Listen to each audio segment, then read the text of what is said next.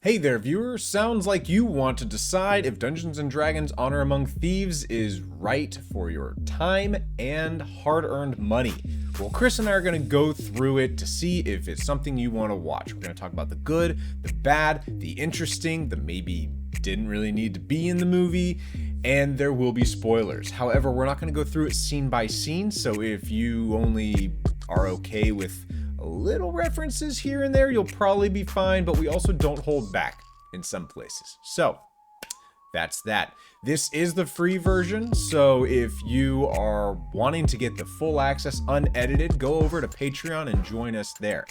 Full disclaimer, we are not endorsed by Wizards of the Coast or Hasbro. They have no idea we're dropping this review. And before we get into it, if you like our content and you want to hear more from us, we do have a podcast where we interview entrepreneurs that turn their nerdy passions into money-making businesses. We also have discussions just between Chris and I where we talk about artificial intelligence, dating advice from artificial intelligence, ways you can stick to your goals, and other Dungeons & Dragons and tabletop role-playing related content. That's right, we have a lot of fun with our nerdy business podcast. So, without further ado, let's get into it. Well, Chris, here we are. We're going to talk about Dungeons & Dragons. And we're going to talk about the new movie. This time the new movie, because we watched the really old one, as some of my friends try to call it, the one that shall not be named. And can I just say, I had a blast watching the old movie because I love bad movies. It is so much fun to watch a bad movie that is so epically bad that when you watch it, you have to question how did anyone sign off on this? Yes. And say, oh yeah, that's the way it is. Like, you definitely should go watch that movie because there's a number of great quips. And trust me, you don't need to actually watch the movie. We watched it for you. Yes. Yeah, there's a lot to unpack in that old movie. We also learned that there were 2 other Dungeons & Dragons movies that came after that. So maybe if you want to see us or listen to us do the same thing where we rip apart those, let us know. Hit us up on Twitter or Instagram at Nerdpreneur Podcast. But here we're going to talk about the new one because we got to go see it a week early because we used Google search and found sneak previews.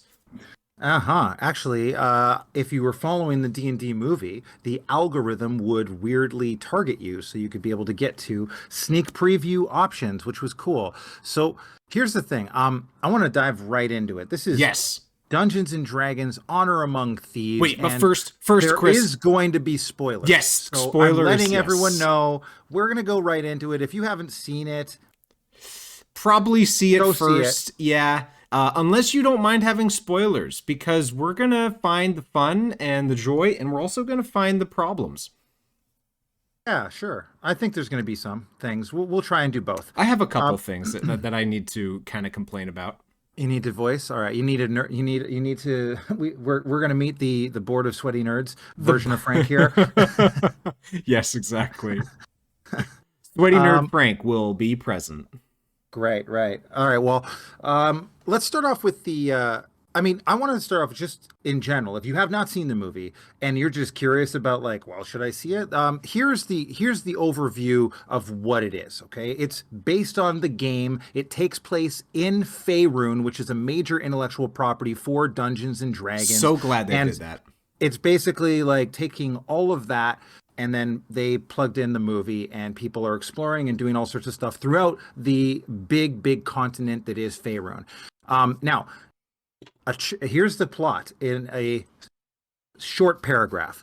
A charming thief and a band of unlikely adventurers embark on an epic quest to retrieve a long-lost relic, but their charming adventure goes dangerously awry when they run afoul of the wrong people. That is a very general way of describing a bunch of yahoos go on an adventure. Its budget was $151 million, and it was directed by 2 people, which is, I thought, interesting. I guess they didn't want to win an Oscar with it. Because if you have 2 directors, you actually can't be nominated for Best Director. I think that's a rule. Oh, makes sense. That's actually a rule. Yeah, that's why Quentin Tarantino and Robert Rodriguez couldn't get nominated for something. I think it was Sin City, or Sin City couldn't get nominated. Anyway, uh, but it got, currently everyone out there is freaking out about how good this is, because there's a lot of people online, some of which who you might be able to trust them, you might not be able to trust them. Some of them might be in Wizards of the Coast pockets, some of them might not. I will just preface this that Wizards of the Coast has not spent a dime or a notice on either one of us. Nope. And one of the reasons might be my rap song that dragged them over the coals for the last, OGL situation. But it also could be just that we haven't got famous yet. Yeah. I think the line in your song specifically about Dragon D's nuts across, what was it? Have you ever fought a mind dragon? Would you mind dragging nuts across your face or something like that? Yeah. Yeah, that line specifically, I think Hasbro said no. No. We make toys. We don't make nasty sayings like this about us. But Rotten Tomatoes gave it 90%, which is really high. That is for Rotten Tomatoes.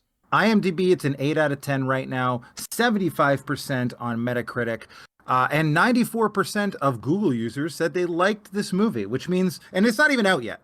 So this is a very concentrated audience of influencers and people who saw sneak previews and people who have pirated it probably in some weird capacity, and then people who are like us and just like bought a ticket to a sneak preview. Yeah. I mean, it came out earlier in Australia. I think it came out about a week early in Australia, and I think the UK as well. So it's been a really interesting release schedule for this movie because they're doing it in ways to build hype, because they've built so much hype. It's nuts because they really, I mean, the fact that we got to see these sneak previews, it was through a specific movie theater down here, and I'm pretty sure it was all part of this plan to start to build more hype. They've put so much money into this movie on the marketing side. I was really surprised to hear you say their budget was $150 million for this movie. Yeah, they even had Mr. Beast do a small bit for this movie. It's crazy. I saw one guy whose name is Amaury Gauchin. He did on Netflix School of Chocolate. He was the chocolatier who makes crazy things. He made a he made a dragon, but it was like Dungeons and Dragons Honor Among Thieves was the opener of his video. So even like they just have gone really, really granular with a lot of social media influencers trying to get people from all these little walks of life to come check out this movie and know that this movie's coming out. And on top of that, there was a UFC cage that had Dungeons and Dragons right on the center of their mat. Yeah. I mean, that sounds kind of hilarious because it's like people die on here, right? Like this is one of those, welcome to the octagon. Fight to the death. But D&D, right? Like, all imaginary fighting. Yeah. Yeah. So I do want to preface this with a couple things. All right. It's March. Traditionally, the worst movies of the year and the weirdest movies of the year come out in this month. So to take example, basically March tends to be, it's like, okay, it's right after when the Oscars were done, right? Like the Oscars were like a week or two ago. And so everyone is like hyped up over the Oscars and all the big movies are getting watched up until the Oscars. And then right after that, we're all kind of Oscared out. There's maybe a week or two of like people checking out the movies they didn't check out, but then it's kind of like done. And then when people's expectations are the absolute highest for movies, they drop these movies in March, and they tend to be movies that are not, that are usually like, I think, not very good. They know they're not going to be that great, or they're like lower budget, or they're like experiments. Like, okay, we don't know if this is going to work. So like put it out in March. It has no competition. And if it's okay, maybe it can be something we release later. Unlike the original Dungeons and Dragons, which got released in December during Oscar season and was the worst goddamn movie of the year probably, and got released during Oscar season. So this is a great time of year for this movie to come out. I'll just mention from a marketing perspective, because it does not have much competition. It's up against John Wick 4, which is, I mean, it's number 4. So I never saw the first one, actually. We should probably... People say that the fourth one is very good. Yeah, yeah. Well, it's up against that, right? And that's the biggest movie right now that has come out. Other than that, there really is not a lot of big movies coming out. Dungeons and Dragons is it. And it's before all of those big blockbusters that come around in the summertime, like April, May, June. That's when all the Marvel stuff hits. That's when all these other big blockbusters and like summertime exciting movies, they all hit the theaters. And this is like, we don't know. The last D&D movie kind of sucked, didn't do that well. Yeah. Let's see. Let's just drop it in March. So I think they're really playing it safe in some ways by over promoting and releasing in March. I think you're right, and that's a great preface to put in before we dive into it. So, without any further ado, I suggest we hop in and talk about the story and then talk about the characters, because I think you should give me a one-word opinion review of this for the people who don't want to listen to the whole thing. Worth it. With a hyphen, okay. I'll give it to you. As a one term. One term, okay. What about you? It was fine. Fine. I would say it was worth the 2-hour investment. I came out of it 2.5 hours. Let's keep it ready. This is a longer movie. My Fitbit thought that I was asleep during this movie. Like, it logged. I was like, I got a lot of good sleep last night. Why do I have such a nice score? And I was like, oh, it thought I was asleep during the movie. That's unusual. Except I was not. I definitely was not. I was definitely engaged. So, I have questions for you, but I don't want to jump the gun. I want us to get into a little bit of this. So the story, I think you summed it up really well. And one of the biggest surprises that hit me is that Chris Pine's character has a daughter. The trailer told you nothing of that. And that is probably my biggest gripe with this story is, and it's really not that big, is that Chris Pine has a relationship that is not very well established. Like, his daughter is just like, I never believed the whole relationship there. I'm just going to say that right out of the gate. That's my biggest gripe. Well, okay. I think, okay, I can understand why you would say that, but I will say without the daughter, there's almost no emotional standing room in this entire movie for any of the characters. Yes. Like the thing I want to say is this movie moves, and I like that about it. You get it. You get in the theater and you're like, they go from one scene to the next to the next to the next, and it's like there's no room for this thing called emotional buildup or long drawn out scenes of backstory and figuring out like, oh, I don't give a shit that Chris Pine has a daughter. It just matters that like he had like I don't need to know that, you know, oh, he loves his daughter. We don't need these long drawn out scenes of like him, you know, raising her and like all that. We don't need any of that. All we need to know is he has a daughter, and that's it. Yeah. And then they move to the next one. And same thing, like it kind of is. Like, I want to say a couple things. One, I don't want to say this is a good movie, but it is a good movie for its time.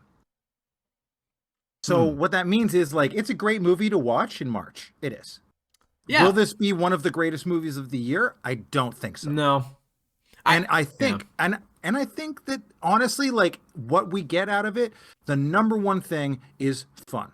It is very similar to the way you would consider being a Dungeons and Dragons person. Like, if you're showing up to a D&D game and you have fun at the D&T table, it doesn't really matter the plot. It doesn't really matter what happened. It really doesn't matter what characters or what. It just matters that we all had fun. And it kind of feels that's the tone they decided to take with this entire movie. And in many ways, I think that's why I say it's fine. I think that was fine. Exactly. It's fun. And I guess we really haven't gotten too many spoilers, which is perfect. I think it's really fun that this movie, if you are a Dungeons and Dragons fan, which you very likely are if you're listening to this, then you will appreciate this on the level, Chris may not agree with me, but on the level of the first Avengers. Because when the first Avengers came out, we had this hype. We had the origin stories for almost every single character. And when they came together, we were like, oh yes, like big nerd hurrah celebration. This is like that because, and I say it, if you're a D&D fan, it's going to feel like that because they bring in places you're familiar with. They bring in Waterdeep. They bring in gods you know. They bring in other regions that you know, and it feels like, oh my gosh, the Underdark, I love this. They bring in that dragon that you've seen in the trailers. They bring him in, and you're like, wow, like, this is so funny and hilarious. And they bring in, like, halflings. They bring in surprisingly few of the non-traditional first player handbook ones. Like there's humans, halflings, elves, tieflings. There's not a lot else though. Don't expect the tiefling to look cool though. I just want you to understand. Like, so can I? If just you've seen the pause on that trailer, for a second? if you've seen the trailer, you've seen the tiefling. Yeah, the tiefling is like, okay, there's some cool, like the Dragonborn in the first scene. Great. There's an Aarakocra in the first scene, which was hilarious. And I thought that was great. But then when you get, and they're all like costume, animatronic, things like that. It's not all CG, which I really appreciated as well, because I was more into that. I was more immersive, and I wasn't, and there was some CG, but it wasn't. And it wasn't like the top-notch Marvel CG, but it wasn't terrible. Like either. It wasn't so bad to be distracting from the game, from the movie, except for the potato. So there was one thing with the potato. The potato looked like garbage. When the slow-mo potato? Yeah, it looked like garbage. But honestly hilarious, because it looks so bad that maybe it'll even become like a meme or something. We'll see. It wasn't okay. I didn't think that was that bad. But as far you're talking about the potato throw at the very end. Yeah, I like to spoil the end before everything surprises. Yeah, no, I mean, okay, so as far as the story though, I think I really liked the way the story jumped around. Like you said, I really liked how they didn't waste time getting into the action. They assembled the crew, they assembled the team, they got out of prison. It was like boom, boom, boom. They were in Icewind Dale, then they were in like Neverwinter, and that was like instant. And at first I was kind of like, I don't really like this. I wish I had seen more of the journey. But then I'm like, there's a classic, rule when you play D&D that is if there's no plot or story developed on the journey, you don't need to have it in the game at the table unless your players really want it. Just skip it, because you're just wasting time pretty much. You're wasting the table's time and fun. Yeah, it felt very much like a dungeon master wrote this, and also feels a little bit like a dungeon master didn't plan a ton either, because it was one of those things where it's like, okay, they're in Icewind Dale, and then they escape, and then they're going to go to Neverwinter, and then what if the guy is who betrayed them has taken over Neverwinter, and then then there's a mimic, and then there's going to be a whole maze, and that's going to be cool with the displacer beasts. Yeah, and this is one of those what I call and then scripts, where like that's all they do. It's like, and then this, and then this, and then this, and then this, and then we go to the Underdark, and then we see a dragon, and then we do this, because it is kind of all it is. Like it's. I want to say it's popcorn, because none of these characters have any depth, in my opinion. Like Chris Pine and Justin Smith. Michelle Rodriguez, who is playing the barbarian. Those two are the acting chops and the through line of this movie that carry the movie, really. Like without them and Hugh Grant, I'll say, I think the movie would fall apart. I didn't feel like Chris Pine did a great job of just being relatable and nice and charming and everything, but he doesn't do anything. He doesn't do spells. He doesn't fire a weapon. He doesn't really do much at all. He's just the classic useless bard, but he talks well and he's delightfully charming. He has plans. Yeah, and he's the guy who comes up with the plan and then comes up with the new plan, which was kind of funny. Like I think there's a lot of nice references to the tropes that we see in Dungeons and Dragons. So if you're a real Dungeons and Dragons fan, you're going there and you're like, "Oh, that's cool. Oh, I like to see that. Oh yeah, they didn't fuck that up. That's nice." Like there's a lot of things that we will get and feel good about. I am curious if someone who's not a D&D fan will think this movie is great, or if it's fun. I think kids will love it. I don't know. I don't know what someone would like who's just like a teenager or like a 20-year-old going to the movies is going to think. And if this is like, if it's too, I don't want to say campy, maybe it's a little campy, but it's too surface level. I don't know. Yeah, I do think I also would be curious about that. I know that this weekend I'm going to be going to see it again, but with my dad this time. and he has played a little bit of Dungeons and Dragons with me, but he hasn't played a lot, so he's not going to get most of the references, especially on the granular level that you and I will get, like the locations, the spells. And speaking of spells, quick tangent. When at the end, the final battle, when Justin Smith's character, the sorcerer, is able to throw up a shield that protects the party, I hope someone will like at me about this, because why don't we have a spell in Dungeons and Dragons that creates a shield over the party? I don't know. That's a great question. I really want. I'm gonna make one. I'm gonna make one because there should be one. The other question is like, why can't druids turn into owlbears? Well, update: Wizards of the Coast, because of this movie, will probably be making that a wild shape thing in D&D 1. I bet there's going to be. I've heard that. So D&D 1 might actually make some other things cool, and they can turn into owlbears, which would be a fun extra little thing to do. I really like what they did with that. It was really fun. It was, I mean, they definitely took that moment out of the Avengers where she's smashing the bad sorcerer into the ground, like, but they did it longer.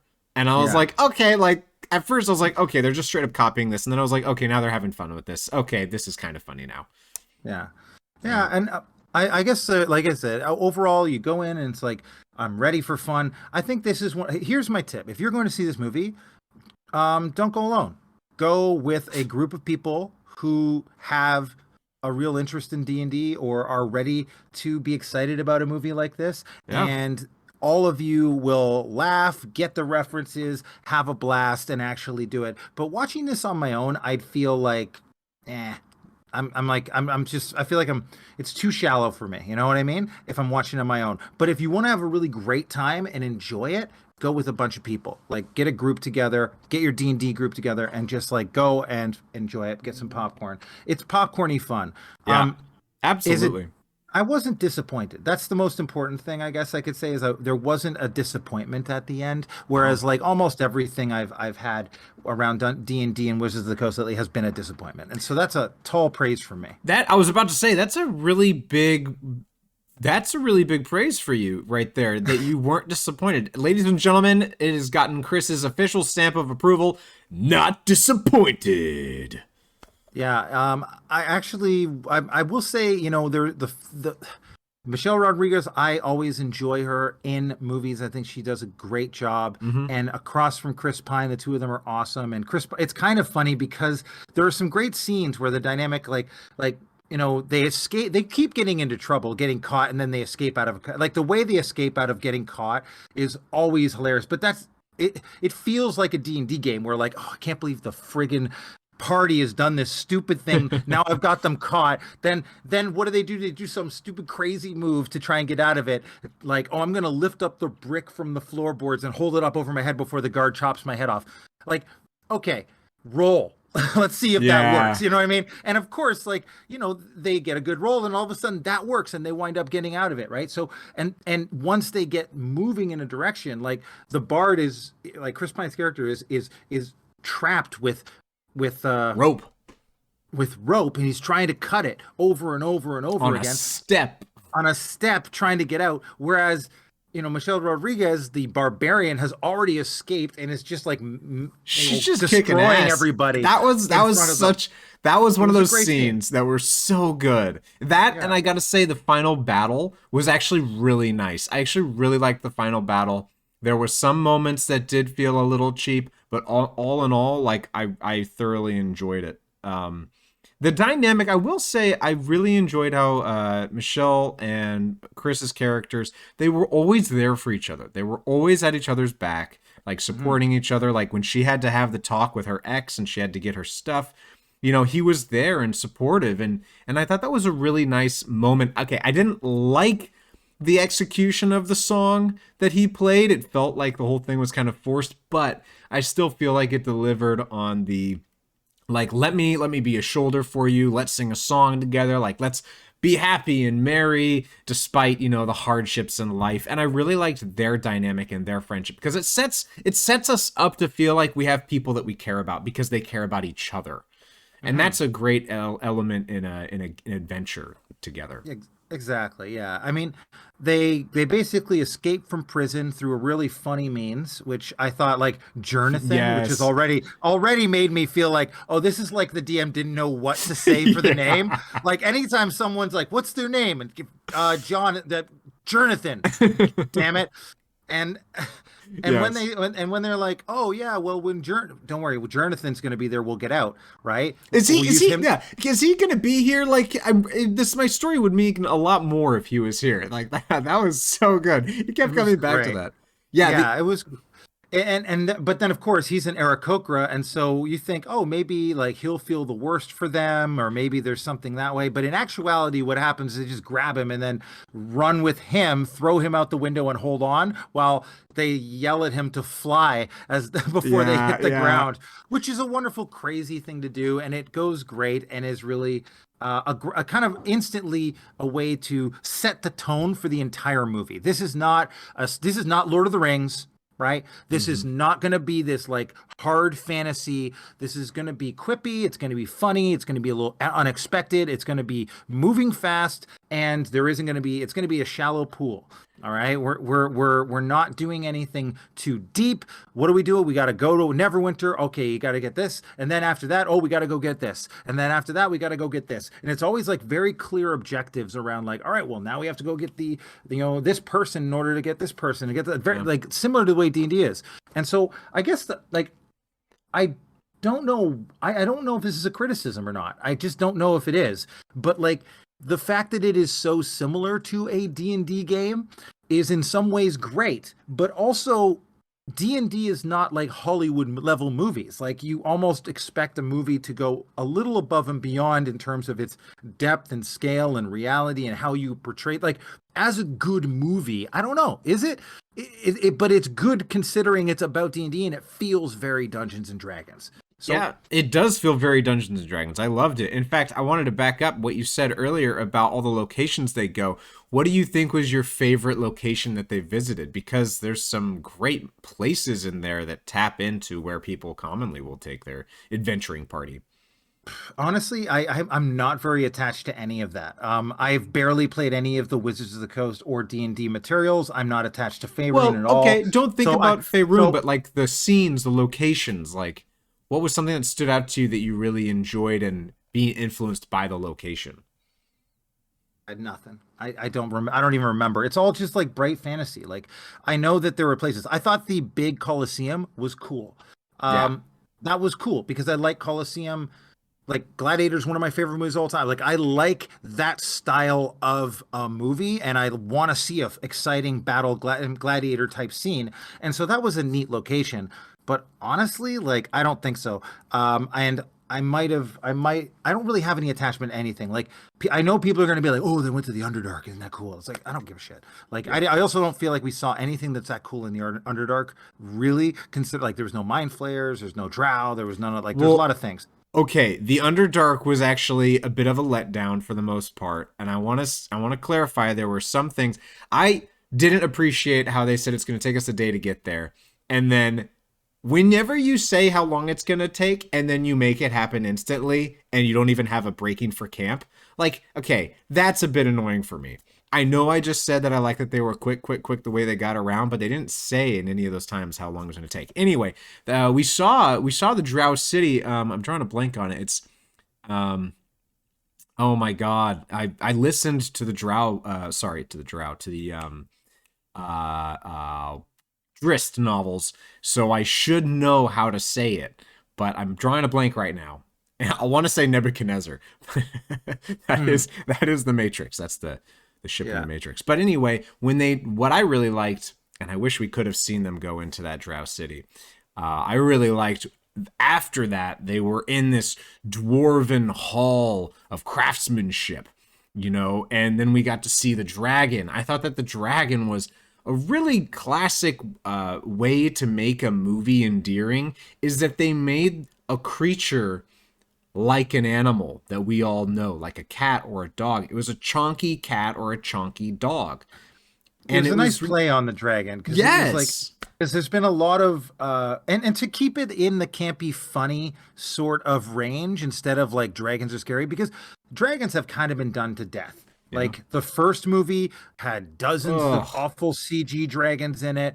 You know, and it can't be a Dungeons and Dragons movie without a dragon. I mean, it's in the friggin' title. If they didn't have a dragon in there, there would be a problem. So there has to be one. But you know, you go to Lord of the Rings and it's like, oh, all these dragons, and then there's How to Train Your Dragon, and then there's like, you know, Dragon Lance, and like, oh, just so many, there's dragons everywhere, right? This was interesting because it was just like, oh, by the way, this dragon's lazy and fat, and so and can hardly get out of its own cave. yeah, exactly. Like it was kind of a nice play on it, and it's chasing after them, and you know it was hijinksy, and it was very much like a heist. It felt like a heist, you know, and that's good. Yeah, I think that was a good move. that was probably Again, my like, favorite location. unexpected was that, but it was good. Like again, is this a in-depth crazy movie? No, but it was No. a decent movie, and I am excited to say that, you know, I think people at this time of year will like it. I don't think like what it's up against in competition, it's going to be the most fun escapist kind of movie that you could go see at the box office right now. And it's not something like if you're a John Wick fan, go John Wick 4, cool, right? But it's going to be the same thing that John Wick always is, which is a lot of people dying and, you know, John Wick kicking ass and almost dying. pretty much that's just what it is, right? Well, D&D, like if you're looking for something a little lighter where it's like not everybody's gonna die, and you know there's gonna be sort of a ups and downs and fun and quips, and you know you're not looking for depth, you're just looking for something that moves, is fun, engaging. This is a great movie for that. I think if it were in the summer up against a lot of these Marvel movies or against other things, it would suffer. And Yeah. so for a March movie, which is a very special time of year for movies, like I said, I've already explained that at the beginning. For this, it is a great March movie. Yeah, I think it's right below some of those triple A Marvel movies. I think it's a little bit below some of them, and I'm thinking like triple A would probably be like Thor Ragnarok, Guardians of the Galaxy 1. Like those were just killer Marvel movies. And I think this Yeah. is just one step below that, but it is definitely a step above Quantumania. It is a step above some of the other more recent Marvel movies, like, oh, The Last Thor, Love and Thunder. Like, it is above those. And if you have Marvel fatigue, perfect. You're going to enjoy this because it's different. It's not completely predictable. It is in some ways, but it's not completely predictable. And you're gonna enjoy it. And like I said, it's worth the time. And there's some great moments to make you laugh, and they never really get too heavy. Even like the parts that are supposed to be kind of heavy are kind of light, Yeah. you know, and you're just like, and even though it runs 2.5 hours almost, you don't feel it really. It kind of, like I said, this movie doesn't spend any time in travel. It doesn't spend a lot of time in setup. It doesn't spend a lot of time in making you feel things about any of the characters. Character development is minimal. Yeah, it doesn't really matter if those characters develop or not. They're objective characters. They're like, I need to get this thing so that I can do this thing. And it's very similar to the way a D&D campaign would be. It's like pretty shallow characters moving through a world that's crazy and has all sorts of magic and not so things that they can encounter. Now, yeah. Yeah. So I did want to ask you a pretty important question. Actually, I have two important questions. The first one is, was that Bradley Cooper? Yes. I thought so. I was looking for that on the IMDb and it's not on there. Yeah, I bet you he just wanted to be unlisted. And by the way, Yeah. the second worst CG part of this was Bradley Cooper. The halflings. Because it was funny. Okay, the gag is this. Again, spoilers coming, right? But the gag is that the barbarian female, right, whose I think name is Holga, she, of course, big burly woman played by Michelle Rodriguez, has got like arms exposed, tattoos everywhere, hauling a massive double-handed axe, and is just, you know, brutish. Well, she likes halflings, little tiny men, right? Yeah. Of course. And the little tiny man is played by Bradley Cooper. And they have this nice scene, which is kind of funny and sweet because it is funny that he's small and that she's big and like, you know, that's the way it is. But the CG on it, like the way it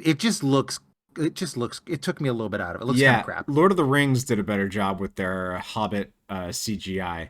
100%. Yeah. And they should have really done like, I don't know. They probably should have done something with like a different set or something to make it so that, you know, I don't know. It just felt like they did it cheaply or not that great. They did it for a cheap laugh, I think. Yeah, I think so too.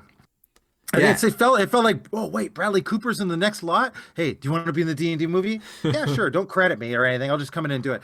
We need someone Yeah. to play a halfling. We'll put you in. It's like literally he like filmed it somewhere, and they're like, we'll just CG you in. Don't worry. Thanks so much for stopping by. Like it was like in and out in 20 minutes. Yeah. Maybe he did this. It's a very short scene, not too heavy. There's only a couple moments in it, but it does end kind of funny because, like, since they've split up, there is that one, the big lady, his new girlfriend is also a very Barbarian. large barbarian woman, which is kind Yeah. of funny. So This compared is to a him, she's big. Yeah, this is a very inoffensive movie. I'll mention that. Yeah. I think you would be very, very hard pressed. Even the wokest of woke people, I think, would be hard pressed to find something that really, really pisses them off in this movie. It's got a very diverse cast. It's got people from all walks of life, ages and ranges. It doesn't say anything about races, or there's no analogies to races. Even the tiefling has like no color to their skin. Like they didn't make her purple or blue or like red or anything like that, just because who knows what could happen. Someone could get offended by something, right? So I feel like they went a very safe direction in every one of their choices that way, just because they're like, we do not want to piss off anyone in this. We want D&D for everyone, which is important. Yeah. Yeah. So now that we've talked about so many good things, and I honestly could continue to sing the praises of this movie, but I did. One thing I want to talk about before we Okay. move into anything else. There's a couple things I want to know. What was your opinion of the Paladin? I love that actor. I saw Bridgerton season 1 and I really loved like his work, not just his naked bare ass. I really Jean Page. Yeah, I really appreciated his acting, and I really loved how he brought that turmoil from Bridgerton. But in this, I laughed a lot, like really hard about how hard they were trying to make him be this like amazing person. And I thought about it later, and I was like, I feel like this is the NPC that the DM brings in to be like, this is what you could be as a, like, if you weren't freaking idiots, you could be like this kind of awesome. And then he gets the badass fight scene, and then they're like, yeah, we can't do that. And it's just like, okay, all right, whatever. Yeah, exactly. It's like we need to move the plot forward, and they're gonna die if they don't have this guy. So, all right, here you go. You can come with them and do this. So he is. He's the beloved NPC, maybe the old GM's character or something, who's coming in Right. Yes. to be able to help out. And it's like, here you go, a great paladin, there to help out with everybody. And for the most part, I thought that was I thought he did a really good job, and sort of in many of the scenes he stole the scene. I thought he did a very, very good job for such a play a role that could have gone poorly, and he did a great job. And again, no depth really. Like nobody has any depth, but it's just more. It was nice to see someone who wasn't quippy, because everyone else in the movie is quippy. Yeah. Like, everyone else is making jokes the whole time, and he's the only one who does not understand humor. And so there's a nice turn in the middle of the movie to have somebody who's so straight and narrow, so straight laced that they just don't get the humor that's going on around them, and everything is serious, and it feels like the voice of the DM. Yeah, It's a good tone shift. I really liked that. Yeah, the voice of the DM being like, guys, this is serious. I worked on this for hours and days for you guys to go through it. And yeah, okay, I know it's like you just make fun of everything that I come up with, but guess what? You're gonna need to do it. You just gotta go do it and be serious for like 20 minutes about the plot. Yeah, so and he kind of pushes them forward, which is nice. Yeah, he does. And I want to know, as far as all of the troubled backstories that we heard, which is classic in a D&D party, whose was your most favorite? God, can you remind me? I don't even remember them. Chris had the troubled backstory with the wife that dies and his daughter that's taken from him. Michelle has she was banished from her tribe. And then she also fell in love with the halfling, and she couldn't forget either. And it's a vicious cycle. Justin Smith's was that he was He was trying to prove himself, but he lacked the self-esteem. And Oh then yeah, we he's like a sorcerer who's kind of like wild magic-y, right? And doesn't really know exactly. how well his stuff can work. But he has Elminster blood. Is that how it works? Yeah, he's like seriously like skilled, sorcerer in his family's bloodline. So he's got a lot of potential, and he has to discover his confidence. And then there's Sophia Lillis. She She can turn into a freaking owlbear, so shut the yeah, fuck no, up I'm about her trying. backstory. No one gives a shit about where she came from. She could turn into an owlbear at She any was time. she was banished by tieflings or her family, and then also hated by humans. So she Yeah. despises humans. Yeah, I know. She definitely by far had the shallowest of roles, but she was Hmm. super useful as a plot device. So that's fine. I mean, They did not develop her very much at all. but everyone would have died at some point without her. Let's just put Yes, it that way, because which is there the really classic is. druid. The It is druid like, saves the day so many times. well, yeah, there was a lot of times where it's like, oh yeah, she can morph into this, or oh yeah, she can turn into this thing that becomes useful, or oh yeah, like there was so much that because she was able to wild shape, things that would have been impossible became possible and easy, and yeah, made me want to play a druid for sure. So, which is really, I think all it is. I wanted to ask you, Frank, Hmm. did this movie? You didn't answer my question. What I Your don't even know what favorite your question. backstory. Because this movie is not about backstories, I'm pretty sure I'm going to go with the shallowest backstory possible and say Sophia's. All right. Apparently, my question was stupid. Because and you know what? I don't like humans either. She's got a point. Yeah, Jonathan was a nice little thing, just because it's like, oh, fine. What's his name? I don't know. Yeah. Jonathan. Jonathan? Are you serious? Jonathan? Yeah, I said Jonathan. That's his name. Shut up. Yeah. It's like I planned for this. So there was that. There's some nice moments like that, throughout the whole thing. But it felt like, everything is quick, fast, popcorny, and it's great. Like, I don't really have much more to say on it, honestly. I don't either. I'd say really go see it if you movie. haven't already, and our spoilers didn't ruin it for you. Go see it, and if you have seen it already, let us know. Would you see it again? Would you see it again? Did you like it? Are you excited for the next one? Because there's gonna be a next one. We just Well, know we'll see how the it. premiere goes. So we'll Well, see how the premiere goes. well, it's premiered in other places around the world, and you've seen the trailer. Everyone's raving about Dungeons and Dragons. I know.